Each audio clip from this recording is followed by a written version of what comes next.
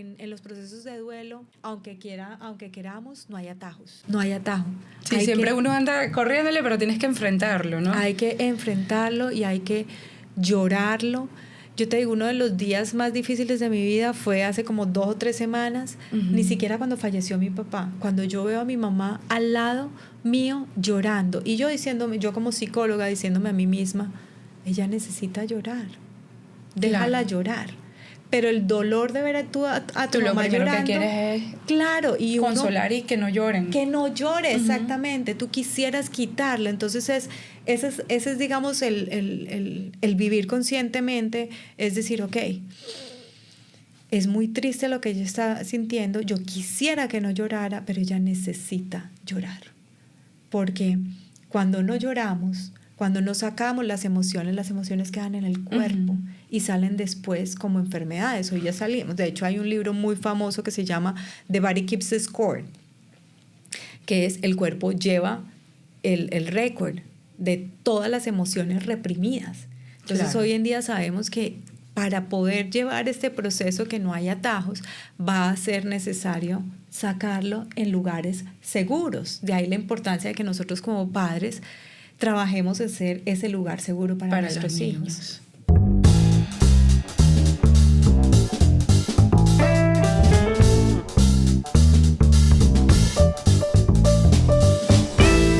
Hola, soy Yari Calcano, bienvenidos a Hoy Vino.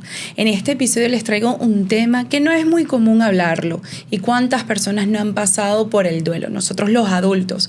Pero lo más importante es si los peques también lo pasan y cómo lidiarlo siendo padres. Hoy me encuentro con una psicóloga infantil, además que va de la mano agarradita de los padres también y de los teenagers. Me encuentro aquí con Erika Angulo, colombiana psicóloga. Ay, bienvenida. Gracias, Yari, por la invitación. Yo feliz de la vida de estar aquí contigo. Me encanta que haya venido porque ella siempre está re full, pero abrió este espacio para nosotros. Claro que sí. Entonces, como yo a todos mis invitados, yo te pregunté qué vinito te gusta, ella me dijo tinto, cualquier tinto, pero bueno. Entonces, para que no fuera tan duro ni tan fuerte en el paladar, no duro, sino fuerte, te traje hoy un tempranillo. Es 100% tempranillo, tamaral, es un Ribera del Duero. Es súper suave, muy amable en el paladar, así que va a hacer que esto fluya muchísimo mejor. ¡Qué delicia! Así que pásame tu copita para irte sirviendo. Y mientras, me vas a ir comentando cómo nace en Erika Angulo la pasión por la psicología. ¿Desde qué edad empieza esas ganas de querer estar para los padres y para los niños? Mira, sabes que sobre todo la psicología o mi amor para la psicología, hay algunas teorías que dicen que cuando uno estudia psicología, estudia desde alguna necesidad propia. Y yo creo que por ahí va. Cuando yo era pequeña, al principio tenía muchos miedos para dormir. Y entonces yo decía, yo quisiera cuando grande ayudar a los niños a que no tuvieran este miedo que yo tengo. Y como te iba comentando antes de que empezáramos esta charla, yo también fui tenista. Y entonces cuando fui tenista me di cuenta de que también tenía algunas dificultades con la regulación emocional, con la frustración, que tenía como que mucho talento en el tenis, pero que me faltaba regularme un poquito las emociones. Entonces esas dos cosas yo creo que se conjugaron y ahí nació mi amor por la psicología. Tuve psicóloga cuando estaba adolescente y es uno de mis grandes mentores y eso me llevó a estudiar psicología. Y ya cuando fui mamá por primera vez de mi hija Valeria, me empezó entonces como esas ganas y esa pasión por hacerlo mejor. ¿Cómo puedo ser mi mejor versión para esta niña que tengo al frente, para mi amada hija? ¿Y cómo puedo ser una mejor mamá? Y a raíz de eso, entonces, empezaron, digamos, mi amor por ayudar a otros padres a ser su mejor versión, a comunicarse mejor con sus hijos, a criar desde la crianza consciente y respetuosa. Y tú sabes que la vida te va llevando. Y bueno, creo que la vida me fue llevando y ahora pues es una de mis grandes pasiones trabajar con los chiquiticos y trabajar con los padres para que puedan tener una mejor relación cada vez con sus hijos.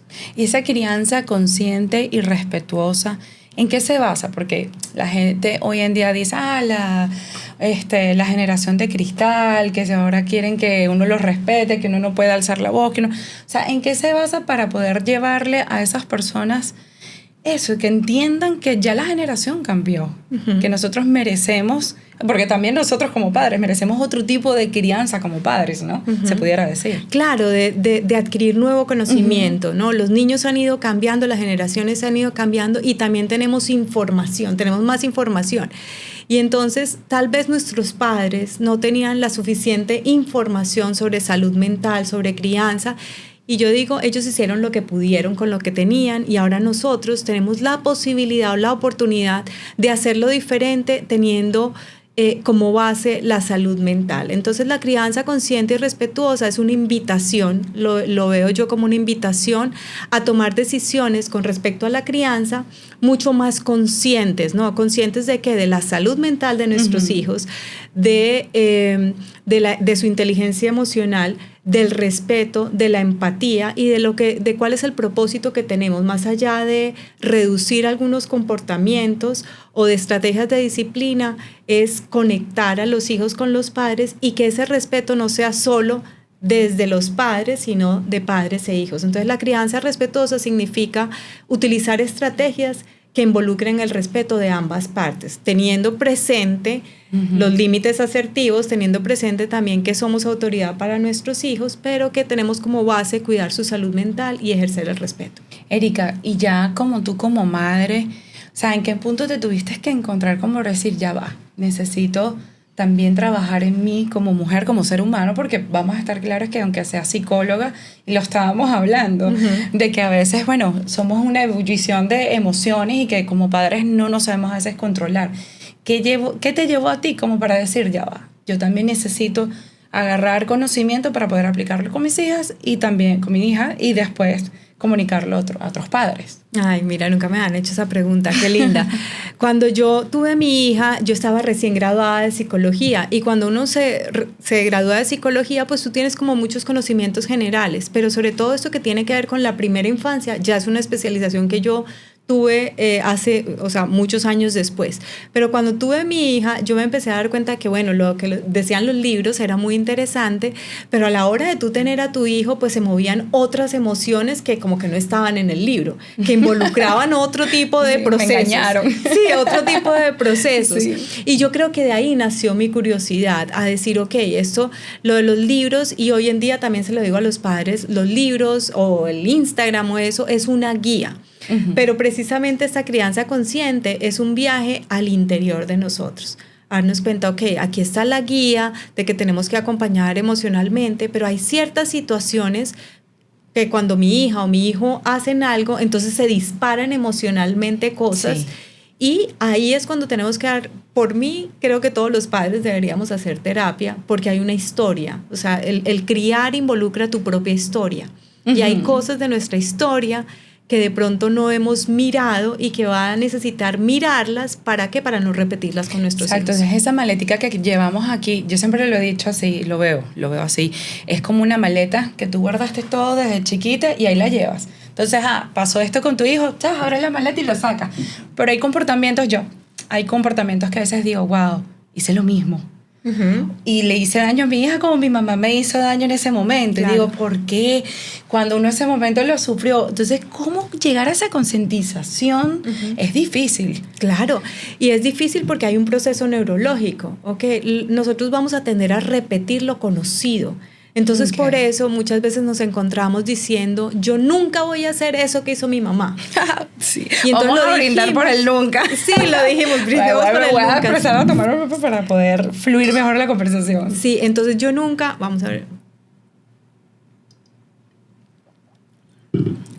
Si lo quieres airear, puedes hacer así. Bueno. Dale, aprende, Erika. Voy a aprender, porque yo de vino no mucho. Pero de psicología sí, de psicología sí.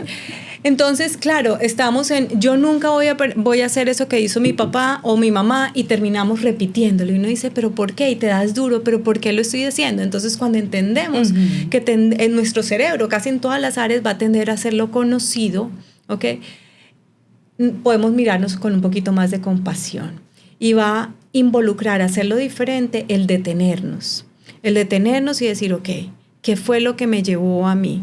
¿Por qué terminé gritando? ¿Por qué terminé pegándole a mi hijo, castigándolo tan fuertemente de la manera que lo hizo mi papá, si yo sé que, que esa no es la manera. Exacto. Y ahorita te mencionaba que muchas veces terminamos haciéndolo cuando estamos más abrumados, cuando no nos hemos cuidado nosotros como padres. Bajo estrés, todo, ¿no? Exactamente. Yo le decía a una paciente mía, le decía en estos días que si yo pudiera darle alguna recomendación a mi versión de mamá primeriza, cuando mi hija Valeria estaba pequeña, era más autocuidado.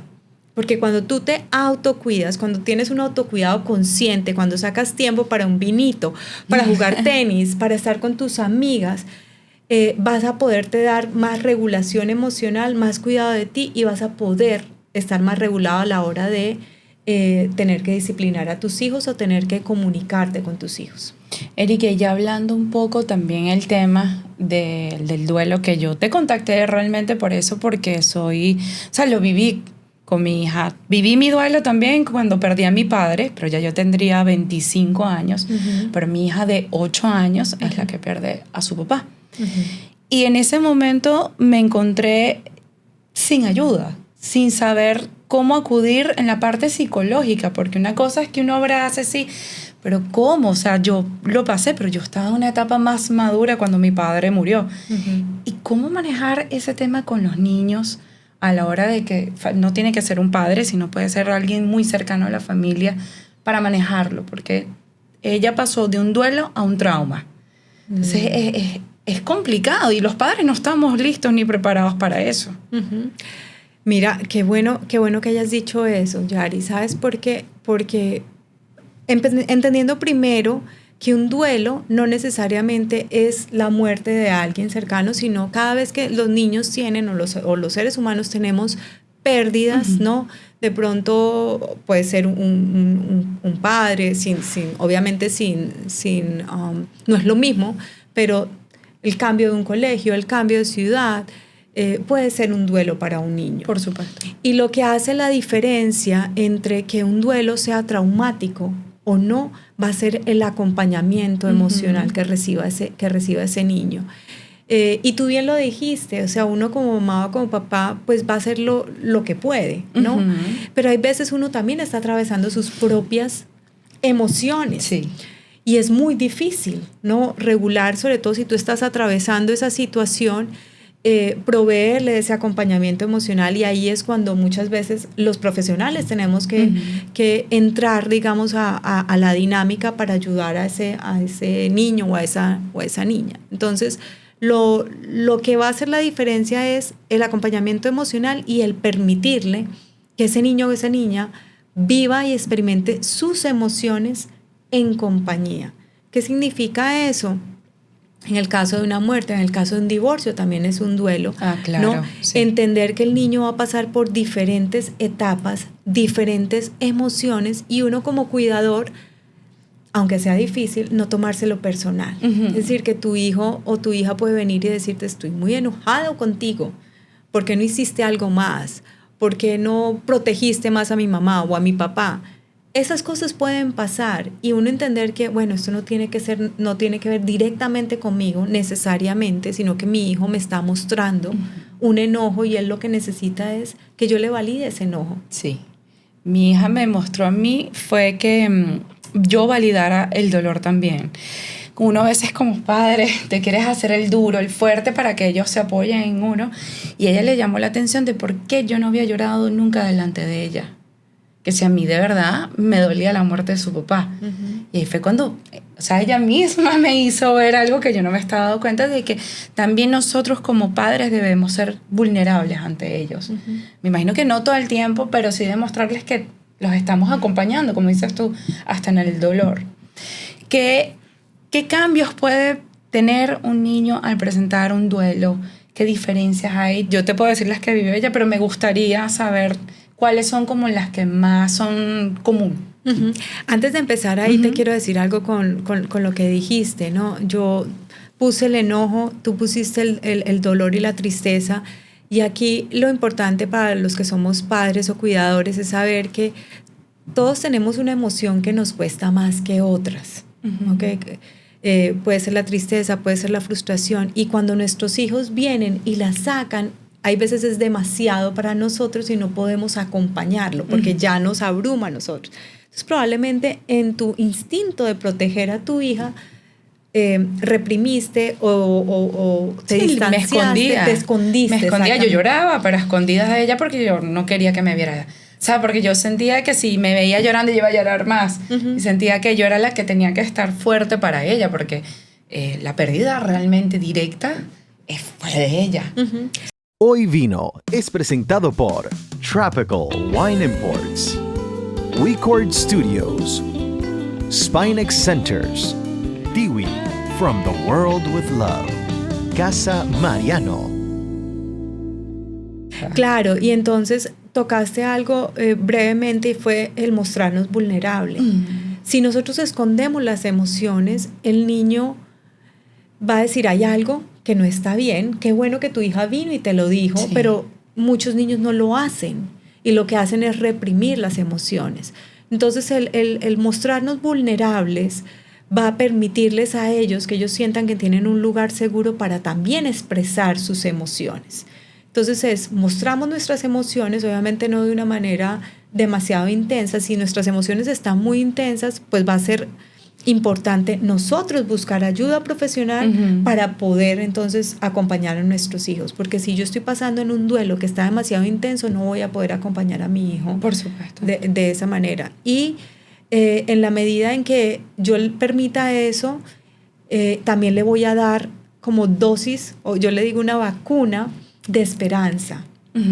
Que yo, antes de esta entrevista, pues mi papá acaba de fallecer hace 1 mes y medio. Sí. ¿Ok?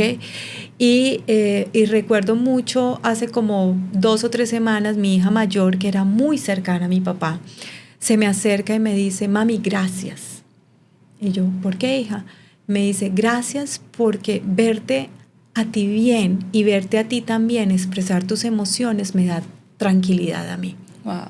Y para mí eso fue súper poderoso porque yo no estaba siendo tan consciente o sea, no lo estaba haciendo a propósito, lo estaba haciendo, la palabra de modo orgánicamente, lo que yo estaba sintiendo, pero que el que ellos vieran, yo siempre les decía, yo estoy triste a los dos, cuando me veían llorar, yo les decía, yo estoy triste, pero yo sé que yo voy a estar bien. Es decir, no me quedaba en la tristeza, sino que les decía, esto es lo que estoy sintiendo en este momento, pero voy a estar bien. Entonces me mostraba vulnerable y les daba como una vacuna de esperanza de que voy a estar bien. Entonces ellos poco a poco se han ido permitiendo también sus emociones sabiendo que esto es un proceso, ¿no? De compasión. Cuando te dije lo de que mi hija pasó a trauma también es porque, bueno, fue en la época de COVID y en ese momento pues no dejaban que uno pues mostrara cuerpos, nada, viera. Entonces para ella se le hizo muy difícil desprenderse, creo que a todos, a toda la familia, porque no tuvimos eso. Y nunca se me olvida ahorita que dijiste lo de esperanza. La esperanza de ella, creo que como no lo vivió, no lo palpó, no lo vio. Me acuerdo un día que yo de sorpresa agarré y le compré unas flores, no sé qué, y le mandé un pedido a la casa y le dije, abre la puerta que te tengo una sorpresa. Ella pensaba que era su papá el que estaba... Wow. Entonces, ¿cómo uno maneja? No, tranquila. Yo creo que muchos padres deben estar igualmente tocados. ¿Cómo uno maneja eso para que el niño no se crea esas fantasías?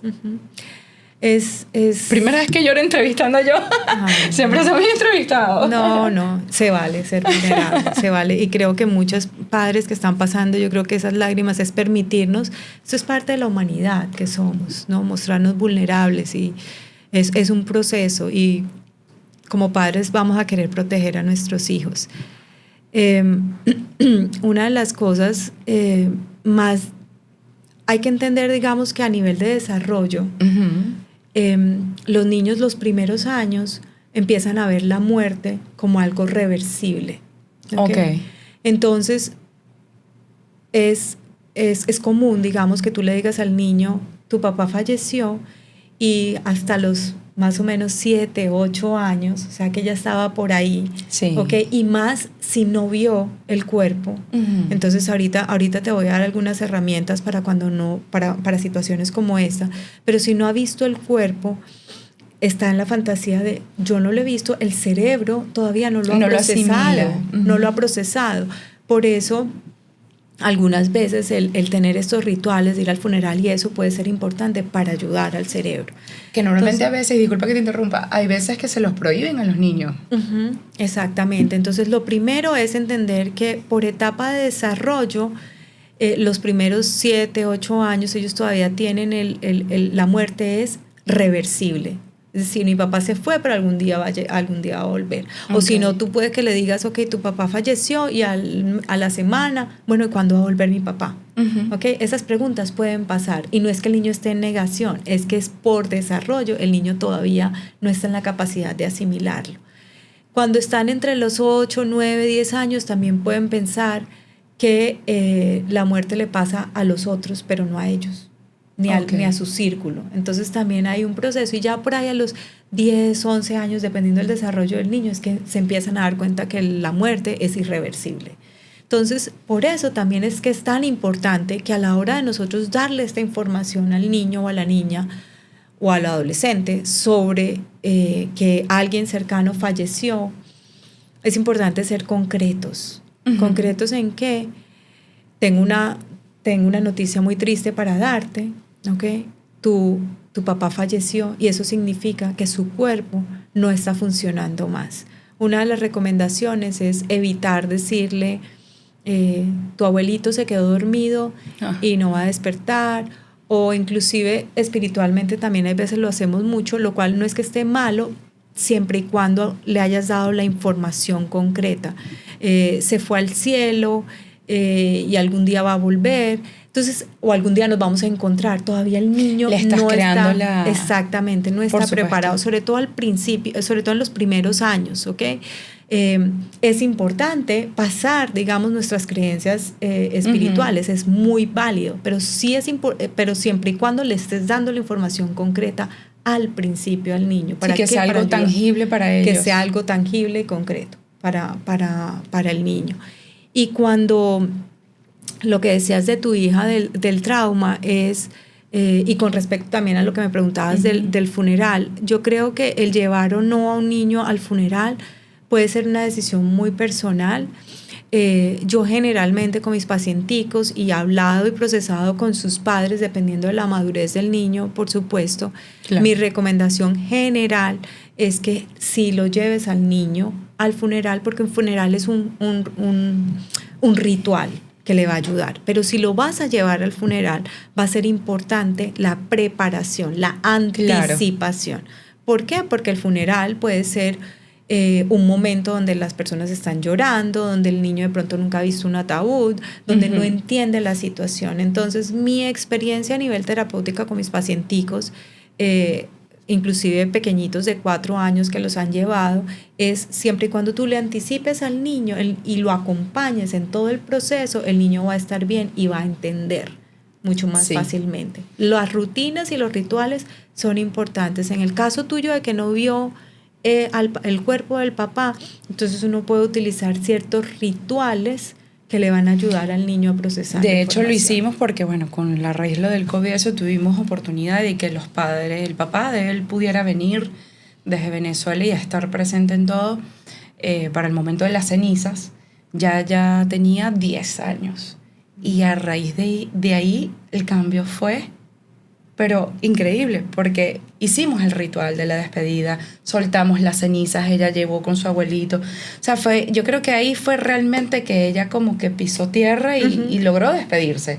Y el cambio fue rotundo, porque como te pregunté, ¿cuáles son los tipos de comportamientos de cambios en ellos más comunes? Porque, por ejemplo, mi hija nunca había tenido miedo a la oscuridad, empezó a tener miedo a la oscuridad. Después no se podía bañar sola, quería que así estuviera yo ahí sentada al lado con ella en la cortina bañándose, pero yo ahí. O sea, hubo varias cosas. ¿Cuáles son esos cambios más comunes que los padres pudieran presenciar cuando hay un duelo?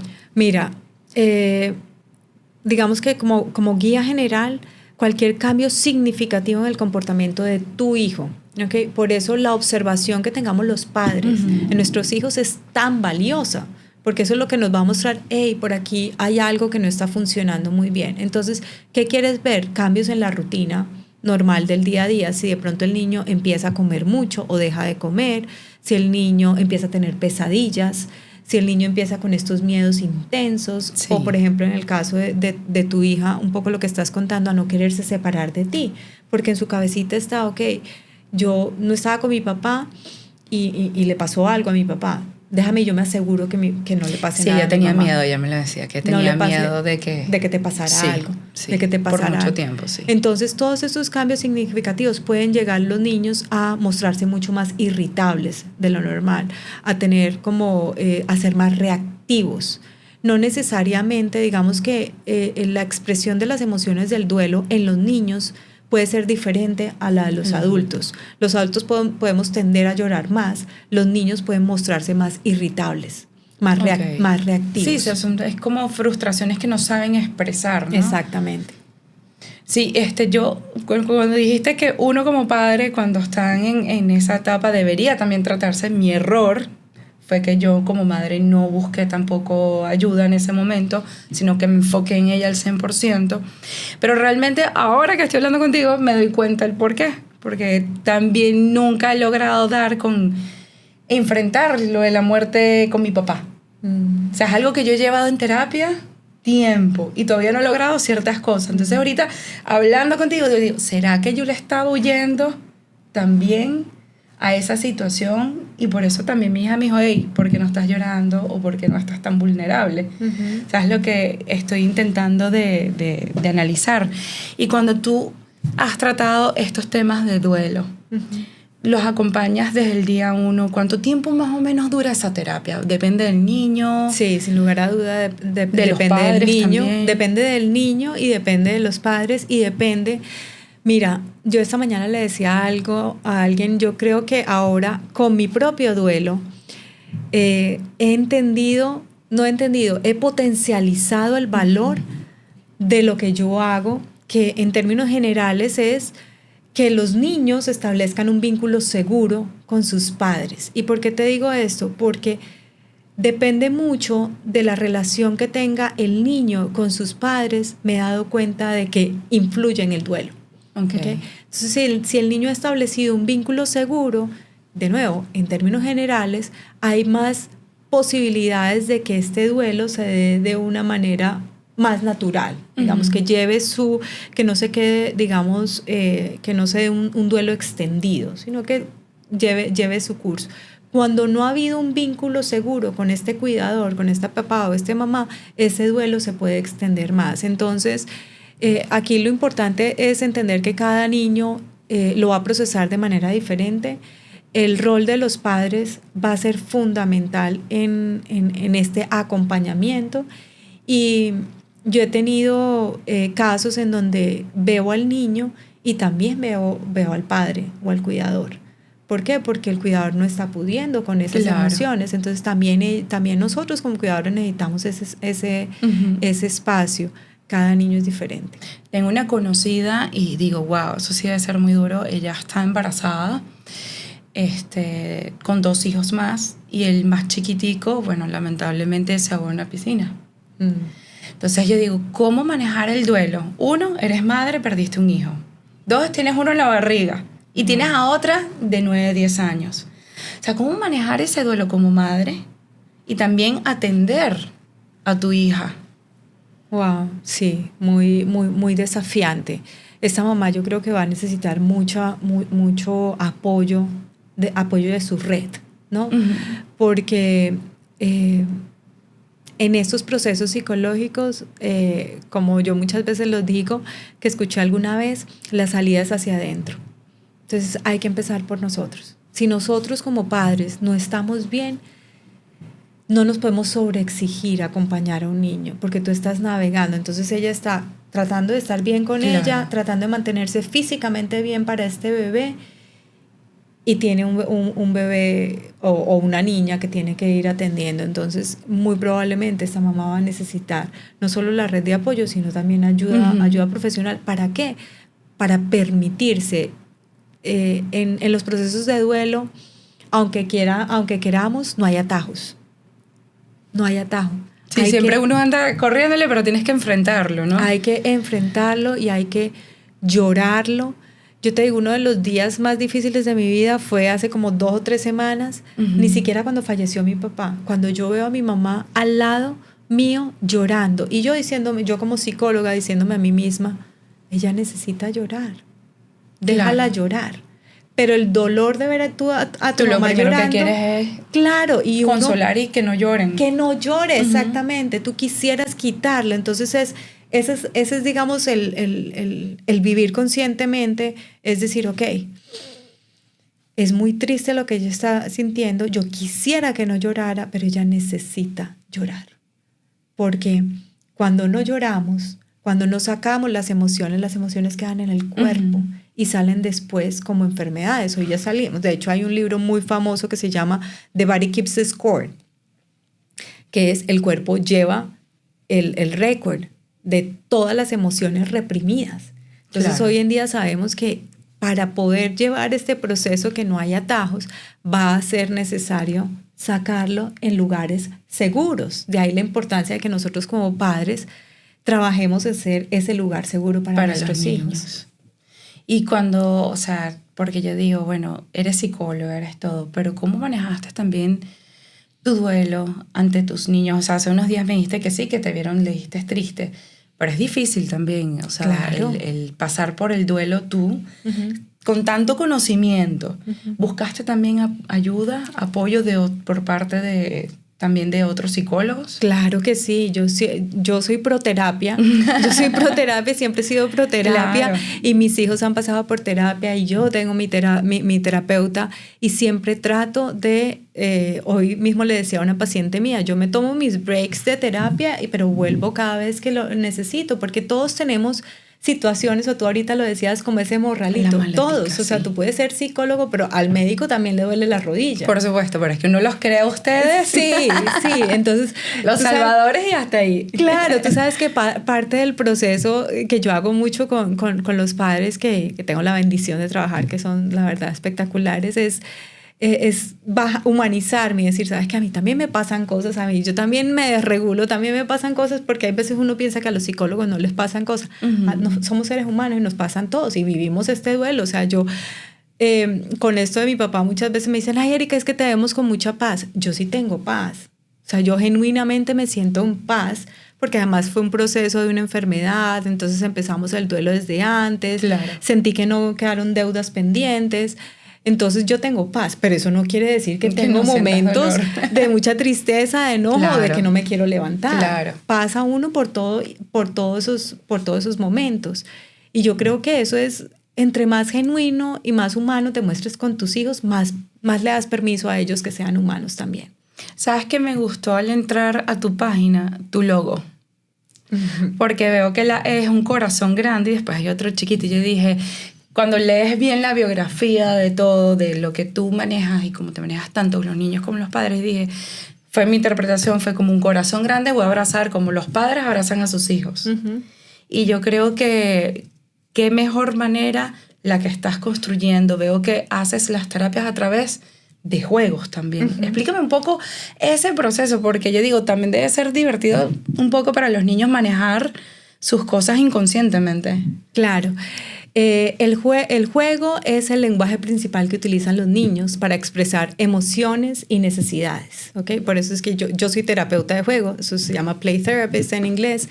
Y lo que hacemos, además de que es el lenguaje principal, tanto en los niños como en los adultos, porque también se hace terapia de juego para los adultos, es una manera mucho más fácil, entre comillas, de que salga el inconsciente. Es decir, entonces muchas veces lo que no podemos hablar es más fácil jugarlo.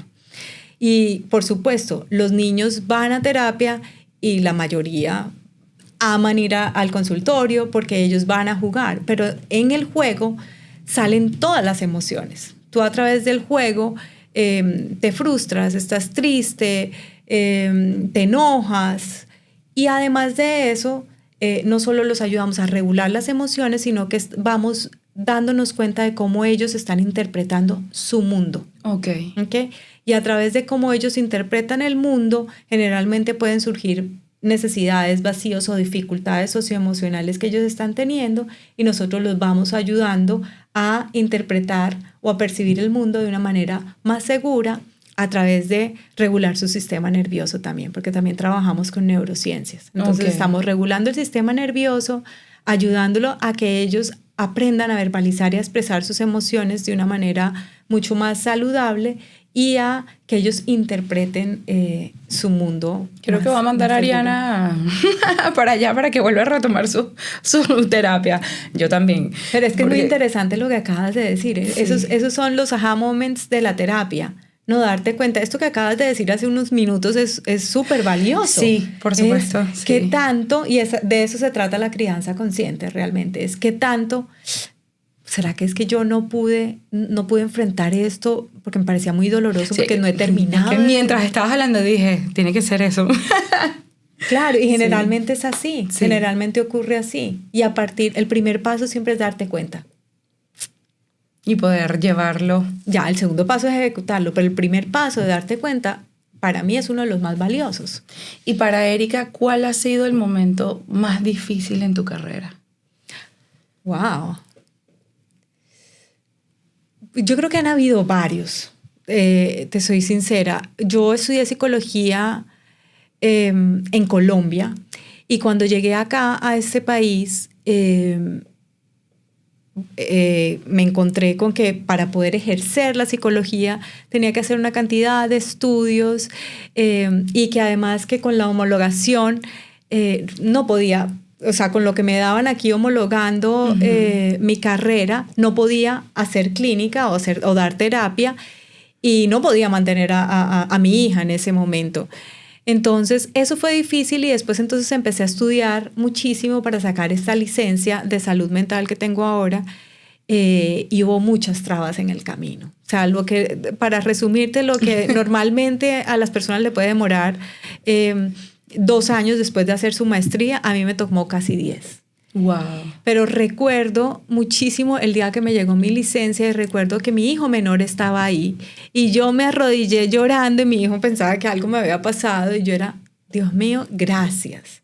Porque entonces mis hijos se dieron cuenta de que por más de que me costó, porque tuvieron que padecer, que me ponían trabas en el board, que esto, que te falta esto, que te falta lo otro, que te falta. Entonces, eso fue, no, aunque hubo un momento en particular, como ya en el penúltimo traba que me pusieron, yo dije, no, ¿sabes qué? Ya me quedo haciendo talleres o me quedo haciendo otra cosa, porque ya esto es demasiado. Y me tomé un descanso, y después dije, no, es que yo quiero hacer esto. Y volví y retomé. Entonces va a haber momentos en que uno va a desfallecer, pero como yo le digo a mi hija que ahora se está preparando para ser médico, le digo, recuerda, mi amor, que esto no es una carrera de 100 metros, sino es un maratón, y el que se cansa pierde. Entonces tú te puedes cansar y puedes tomar breaks, ¿ok? Pero seguir fijado en la meta.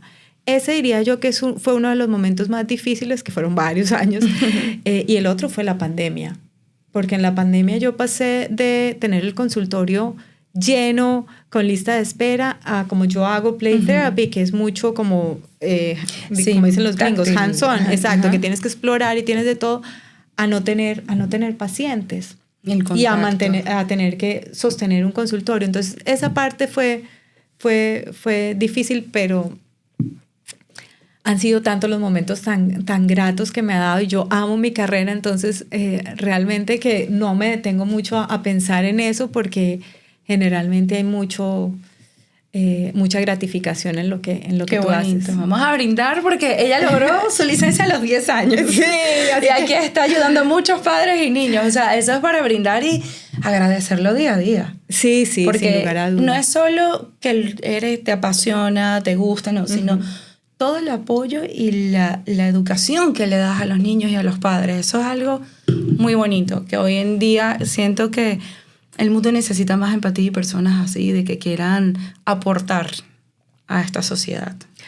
Sabes, Yari, yo le decía justo ayer a mi mamá, yo le decía, y yo lo digo mucho en mis redes y eso, o sea, yo estoy súper agradecida con mis pacientes porque de verdad que la comunidad que llega al consultorio, y digo que llega tanto en terapia como en los programas. Yo tengo un programa para padres, ahorita en verano vamos a hacer por primera vez. Di las fechas, todo. Di las fechas para que la gente por primera se vez anote. vamos a hacer algo que yo llevaba muchos años queriendo hacer y por falta de tiempo no lo había hecho, y es que vamos a hacer un grupo de empoderamiento socioemocional para los niños, o sea, un coaching emocional a través del juego, del arte y de dinámicas sociales, para los niños y para enseñarle habilidades, estas habilidades de inteligencia emocional en grupo, o sea, ahí en el día a día, o sea, que va a ser como una terapia de grupo. Qué rico. Aunque no es terapia, pero va a ser desarrollar y practicar estas habilidades. Y vamos a hacer entonces un summer camp el junio 17 es la primera semana y junio 24 la segunda semana. Los cupos son bastante limitados, así que ya están a punto de llenarse también, pero bueno, siempre pueden, y dependiendo, la idea es seguirlo haciendo porque necesitamos, hoy le decía yo a mi equipo de terapeutas, necesitamos seguir trayendo estas ideas innovadoras, divertidas para los niños. Cuando es divertido es más fácil aprender, divertidos para los niños y para los padres, y por eso es importante.